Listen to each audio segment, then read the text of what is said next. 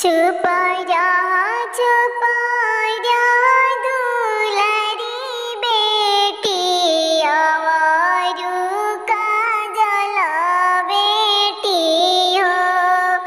चुप रह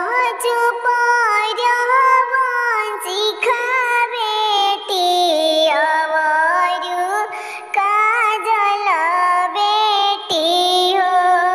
तोरा खातिर पापा जी के घरवा सजल अवरु दुअरवा सजल बड़ी सुहावन लागे हो। तोरा खातिर पापा जी के घरवा सजल अवरु दुअरवा सजल बड़ी हो सुहावन लागे हो। कैसे चुप रही पापा तोरा घरवा रात भर बसवा बाड़े हो। कैसे चुप रही पापा रवा घरवा रात भर बसवा बाड़े हो।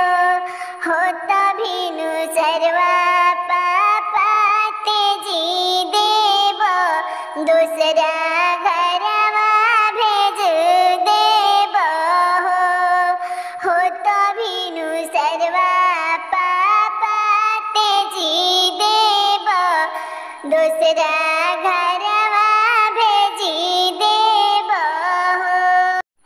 घरवा से बोले बेटी दूर जाइबू पापा जी घर से नहीं जाइबू।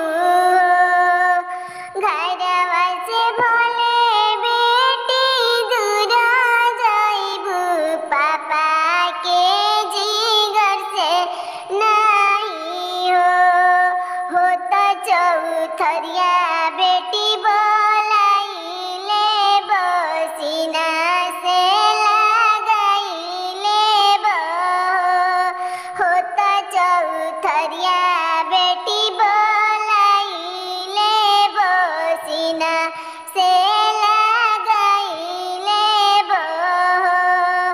कथी के चटैया पापा हो बैठल बाड़ धिया बैठले बाड़ हो। कथी के करेजवा पापा बनले बाड़ धियावा के तेज तार हो। कुश के चटैया बेटी हो बैठल बानी तोहे बैठले बानी हो।